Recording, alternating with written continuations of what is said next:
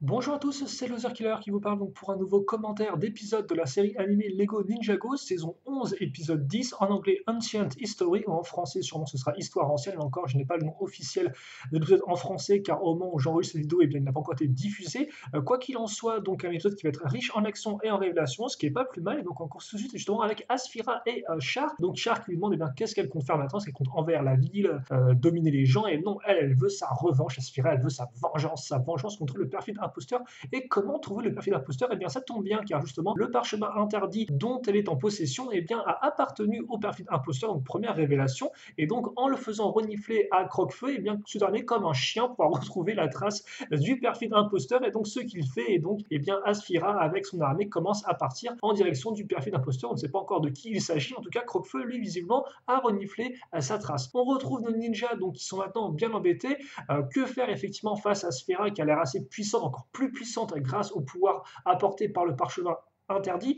Eh bien, Zayn propose tout d'abord de mieux connaître son ennemi, et donc deux groupes se forment. D'un côté, il y aura Kai, Cole ainsi que Jay qui iront retrouver Scales. Souvenez-vous, le Serpentine qui vit avec ses autres confrères sous les égouts, afin peut-être d'en apprendre plus sur Asphira, tandis que Lloyd, Zayn et Nia tenteront quand même d'arrêter Asphira, d'essayer un peu de la ralentir tout du moins, et d'essayer de récupérer forcément le fameux parchemin interdit qui est très puissant. Et donc là justement on va diviser la narration en deux. Donc d'un côté on va suivre notre groupe de trois qui part arrêter Asphira. Donc Zayn part un peu en éclaireur si vous voulez, ce qui laisse Lloyd et Nia tous les deux pour pouvoir essayer de piéger un peu Asphira. Donc là encore c'est vrai qu'ils arrivent à la retrouver en passant et tout par l'autoroute. Là encore c'est très dynamique comme type de scène. Et donc justement, pendant que Nia fait face au Croque-Feu à part elle toute seule, et qui nous montre d'ailleurs l'étendue de ses pouvoirs d'eau, très puissants et tout, eh bien Lloyd passe par l'arrière pour essayer de s'emparer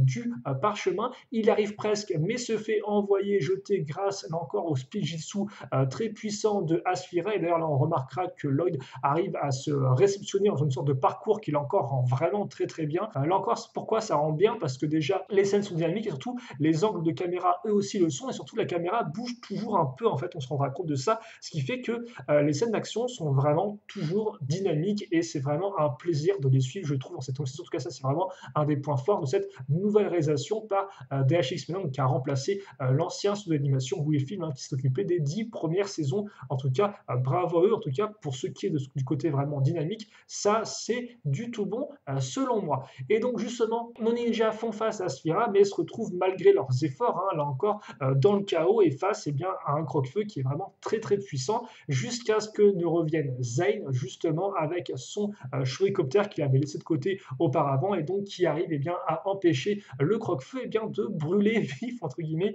Lloyd et Nia. Donc une tentative pas vraiment très très fructueuse, mais au moins ils auront essayé, et ça nous aura amené de très bonnes scènes d'action même. C'est qu'on a déjà eu l'épisode d'avant avec Powerless, donc sans pouvoir, mais là c'est encore mieux dans cet épisode 10. Et donc justement, de leur côté, les trois autres se retrouvent dans les égouts et se retrouvent vite piégés par les serpents qui les conduisent à Scales. Scales qui leur fait la remarque qu'effectivement, ils ne sont entre guillemets amis que quand il se passe des choses pas cool au niveau de la surface, parce que sinon effectivement les ninjas ne viennent jamais les voir, donc c'est pas vraiment leurs amis, comme ce que laissait entendre Jay.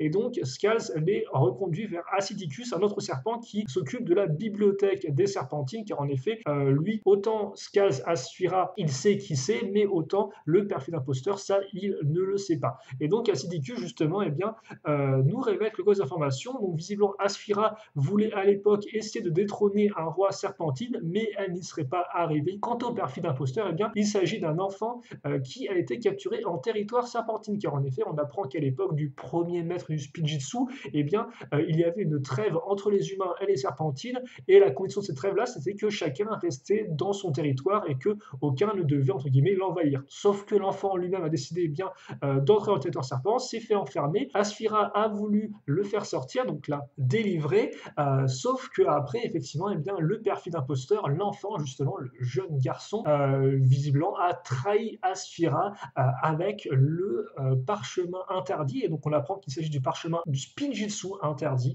Voilà, donc maintenant on a vraiment son nom officiel et visiblement, ouais, il aurait trahi Asphira et donc c'est pour ça, après l'avoir trahi, l'avoir enfermé, que Asphira lui en voudrait autant. Et là, forcément, ça ne fait qu'un dans l'esprit de Jay, un jeune garçon à l'époque du premier maître du Spinjitzu qui trahit les autres. Ça ne peut être que Garmadon, effectivement, qui à l'époque eh bien, a trahi Asphira. Et donc c'est avec cette information eh bien, qu'ils se rendent au monastère pour prévenir Wu. Et là, Wu leur dit que non, non, non, ce n'est pas Garmadon que cherche Asphira, c'est bien lui. Et donc l'épisode s'arrête là-dessus.